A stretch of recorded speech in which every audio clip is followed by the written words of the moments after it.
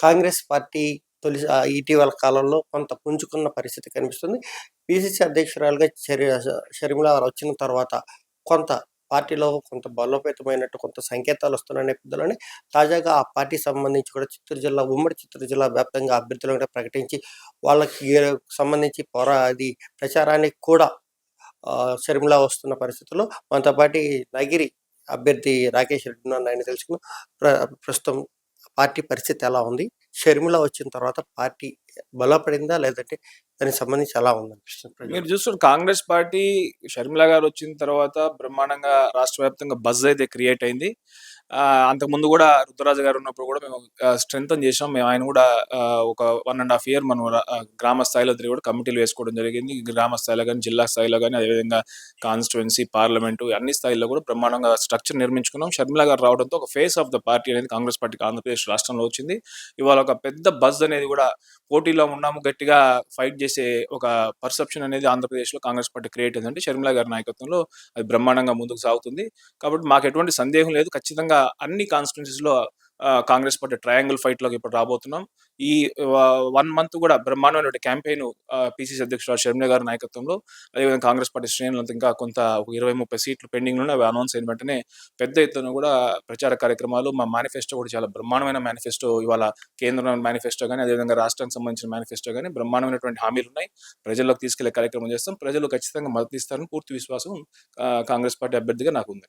షర్మిల అంటే టూర్ ఎప్పుడు చిత్తూరు జిల్లాలో ఉండొచ్చు? ఏ ఏ నియోజకవర్గాల మీద ప్రధానంగా జరిగే అవకాశం ఉంది? ఇప్పుడు మొన్నటి వరకు షర్మిల గారు కడప పార్లమెంట్ పరిధిలో మొత్తం కూడా టూర్ చేయడం జరిగిందండి. ఇప్పుడు 14వ తారీఖు నుంచి కాళహస్త్రి, అదేవిధంగా సత్యవేడు, నగరి 14వ తారీఖు ఉంది. దాని తర్వాత గంగాధరనేరురు, పూతలపట్టు, పలమనేరు 15వ తారీఖు ఉంది. దాని తర్వాత మిగతా నియోజకవర్గాలు కూడా అలానే టూర్ కంటిన్యూ అవుతుంది. రాష్ట్ర వ్యాప్తంగా కూడా దాదాపు 110 నియోజకవర్గాలు కూడా ఆవిడ ఈ 20, 25 రోజుల్లో కూడా పర్యటించే విధంగా కూడా కార్యాచరణ రూపొందించాం. బ్రహ్మాండమైన క్యాంపెయిన్ కూడా కాంగ్రెస్ పార్టీ నిర్వహించబోతుంది షర్మిల గారి నాయకత్వంలో. అంటే ప్రధానంగా నగిరి నియోజకవర్గానికొస్తే ఒకప్పుడు నీళ్ళకి కూడా చాలా ఇబ్బంది పడ్డ పరిస్థితుల్లోని అదే గాక అంటే ఇది కుటీర పరిశ్రమగా ఉన్నటువంటి ఏదో వస్త్ర పరిశ్రమ కూడా ఈ ప్రస్తుతం ఇబ్బందుల్లో ఉంది.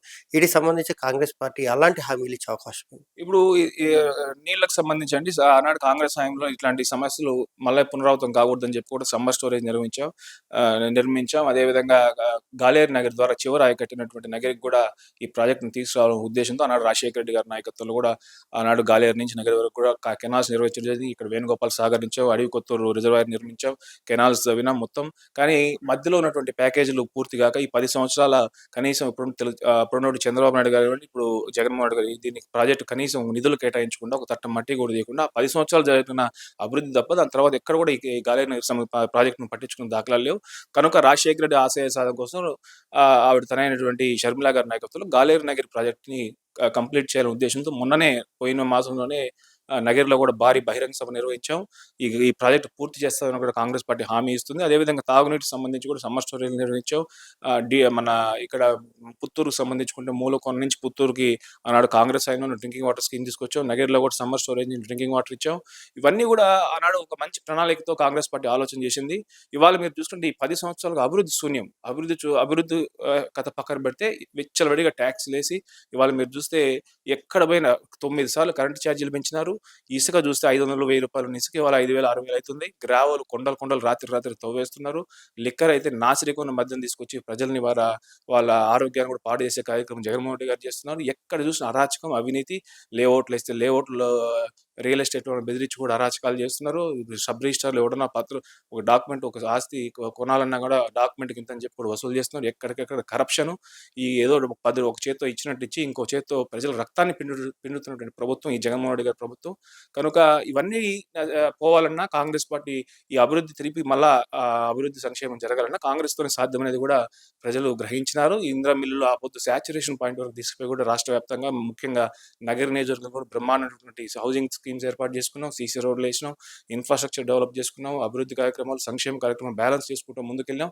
ఇవాళ చూసుకుంటే స్వార్థ రాజకీయాల కోసం, ఓట్ బ్యాంక్ రాజకీయాల కోసం ప్రజలకు ఏదో ఇస్తున్నట్టు నటిస్తూ జగన్మోహన్ రెడ్డి గారి ప్రభుత్వం ఇవాళ ప్రజల్ని నడ్డి విరుస్తున్న ప్రభుత్వం ఈ జగన్మోహన్ రెడ్డి ప్రభుత్వం. ప్రజలందరూ కూడా అది గ్రహించినారు. ఖచ్చితంగా కాంగ్రెస్ పార్టీ మేము తీసుకొచ్చినటువంటి మేనిఫెస్టో ప్రజల్లోకి తీసుకెళ్ళి మేము ఖచ్చితంగా పెద్ద ఎత్తున ప్రచారం చేసి ఆదరిస్తారని పూర్తి నమ్మకం ఉంది. అభివృద్ధి సంక్షేమం తిరిగి నగరంలో కొనసాగాలన్నా కాంగ్రెస్ రావాలని కూడా ప్రజలు కోరుకుంటున్నారు. అంటే ప్రధానంగా మంత్రి రోజా పర్యాటక శాఖ మంత్రిగా ఉన్నారు. ఈ నగిరి నియోజకవర్గంగాని, ఈ చుట్టుపక్కల కంటే పర్యాటక ప్రాంతాలు చాలా ఉన్నాయి. వాటి అభివృద్ధి ఏమన్నా జరిగిందా? లేదంటే దానికి సంబంధించిన ప్రణాళికలేమన్నా సిద్ధం చేసినట్టు మీకేమన్నా అనిపించిందా? ఏం లేదండి. ఇప్పుడు రోజయ్య గారు పర్యాటక శాఖ మంత్రిగా చిన్న ఒక రూ. 1,00,000 అభివృద్ధి కార్యక్రమం కూడా ఇక్కడ జరగలేదు. మనకు ప్రధానంగా మనం చూసుకుంటే మూలకోన ఉంది, కైలాస కోన ఉంది. ఈ జిల్లాకు సంబంధించి ఏడ అభివృద్ధి చేసినారో ఏది కూడా అభివృద్ధి అనేది శూన్యం. వాళ్ళు ఆహ్, ప రియల్ ఎస్టేట్ వ్యాపారాలు చేసుకుంటూ, గ్రావెల్ అమ్ముకుంటా, శాండ్ అమ్ముకుంటా, అదేవిధంగా ప్రజలను బెదిరించి, భయభ్రాంతులు చేసుకొని భూములు లాక్కునే కార్యక్రమాలు చేస్తున్నారు తప్ప, వాళ్ళ కుటుంబం అభివృద్ధి చెందింది తప్ప, ఆవిడ మంత్రి అయిన దానివల్ల ఈ నగరి నియోజకవర్గం, నగరి ప్రజలకు ఒరిగింది ఏమీ లేదు. వాళ్ళకు కుటుంబం ఒక్కొక్కడు వేల కోట్లు సంపాదించుకొని ఇప్పుడు ఈ జిల్లాకు ఒక మంత్రి గాదు. ఈ జిల్లాకు ముగ్గురు, నలుగురు మంత్రులున్నారు. వాళ్ళకు కుటుంబ సభ్యులందరూ మంత్రులే. ఒక్కొక్క మండలాన్ని పంచుకొని, దోచుకొని తింటున్నారిక్కడ నగరి నియోజకవర్గంలో. కనుక ప్రజలందరూ గ్రహించినారు. ఆవిడని తొందరగా ఇప్పుడు ఇంటికి పంపించే కార్యక్రమం చేస్తారు. ఇక్కడ ఫైటు వైఎస్ఆర్‌సీపీ ఫైట్‌లో లేదు. Congress versus TDP fight. ఏదైతే ప్రధానంగా తెలుగుదేశం, కాంగ్రెస్ పార్టీనే ప్రస్తుత ఎన్నికల్లో ప్రధాన పోటీదారులుగా నిలబడుతున్నాయని మంత్రి రోజా, ఆమె కుటుంబ సభ్యులు లేదంటే ఇక్కడ ఉన్నటువంటి అధికారులు అడ్డపెట్టుకొని ఇసుక, మద్యం అలాగే కొండలను, గ్రావెల్‌ని అమ్ముకొని కోట్లు సంపాదించారని ఇక్కడ రాకేష్ రెడ్డి ఆరోపిస్తున్నారు.